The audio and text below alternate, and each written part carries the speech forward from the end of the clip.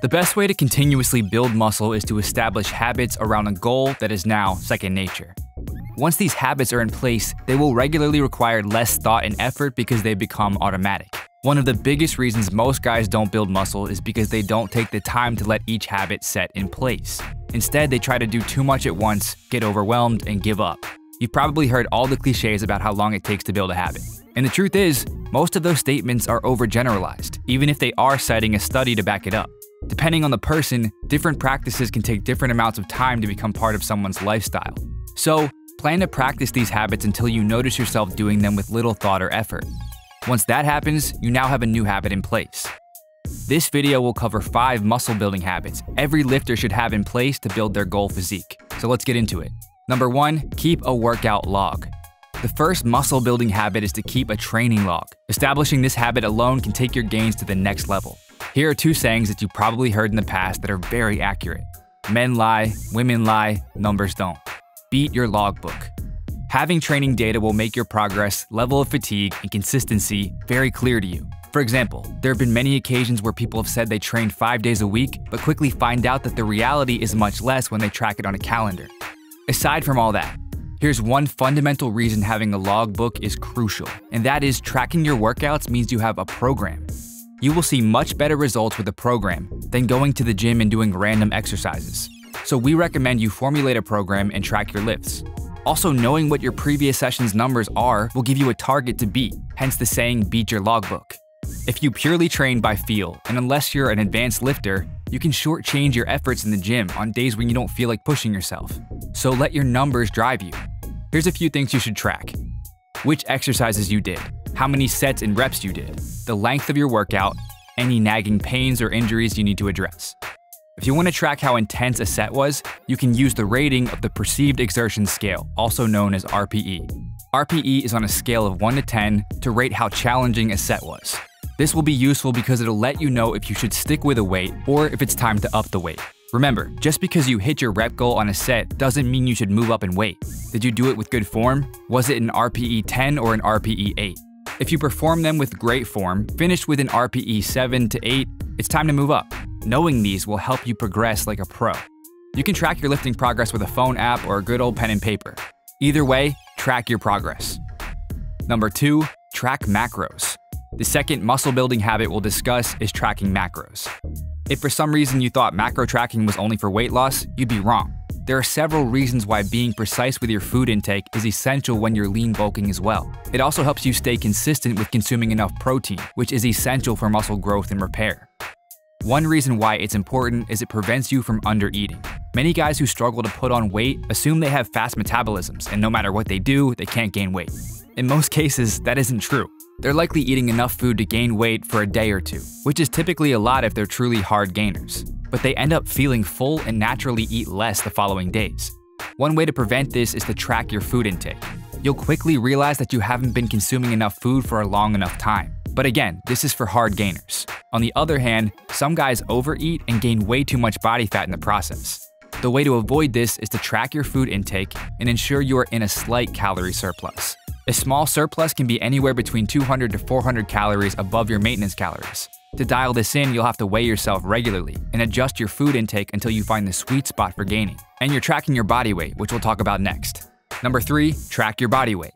The next habit you want to build is tracking your body weight daily. And within this habit, you want to establish a mini habit of not caring what your day-to-day weigh-ins are. So here's what you should do instead. Track your body weight daily and focus on the weekly averages to determine if your weight increases at the right pace. You want to worry less about daily fluctuations because things like water weight can throw you off. Instead, let the weekly averages inform your decision making. It would be best if you were gaining around 2% of your body weight weekly.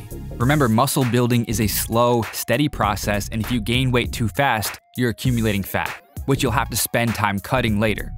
So to avoid that, we want to dial in on a slow, steady, lean bulk. Simply weigh yourself daily, add up the weigh-in, and divide it by the number of weigh-ins. Your week-to-week average should be trending upwards at the rate discussed previously. So what do you do if your weight isn't going up? First, make sure you track your macros like mentioned in habit number 2, and slightly increase your calorie intake.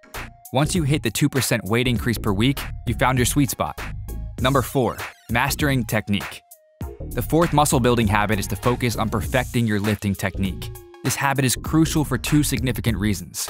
Number one, it ensures every rep you do is targeting the muscle group you're aiming to build effectively. Number two, it reduces the risk of injury. If you feel you have lagging muscle groups that aren't growing, it might be time to brush up on your lifting form before chalking it up to genetics. For example, many guys have a hard time feeling their back when they row. Back training is more challenging because the back has multiple muscle groups, and they may not be sure which muscle groups they're aiming to build. Add poor rowing technique to that and we have work to do. So how do we fix this? Taking the time to understand muscle anatomy, the function of each muscle group, and a bit of biomechanics is a great start. The more you understand which muscle you want to train, where the muscle is exactly, its function, and what movement targets it best, the better your ability to choose and perform exercises will be. You are a bodybuilder, so take the time to master your craft. Number 5, mobility.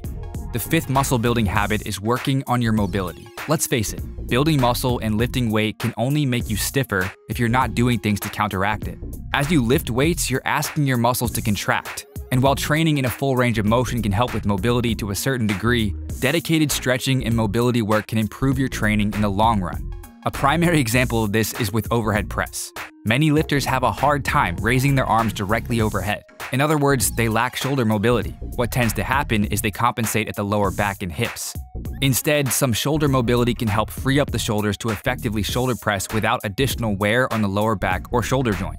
This can be accomplished with mobility drills and stretching other muscle groups like the lats. Another typical example is the lack of ankle and hip mobility with the squat.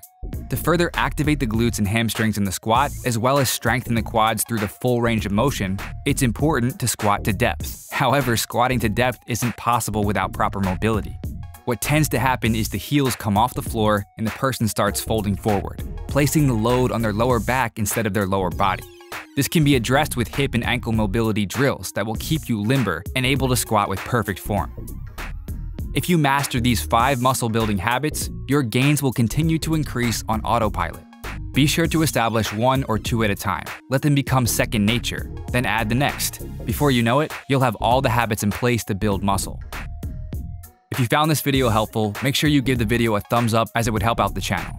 Are you looking for a complete, done-for-you training and nutrition guide guaranteed to add slabs of muscle to your frame in the next 90 days? Claim your free copy of our book, Bulk Up Fast. The book has already been paid for. All you have to do is cover the small shipping fee.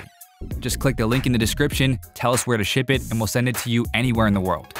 And if you haven't already, make sure you subscribe for more videos. And don't forget to turn on post notifications so you don't miss the next one. Peace.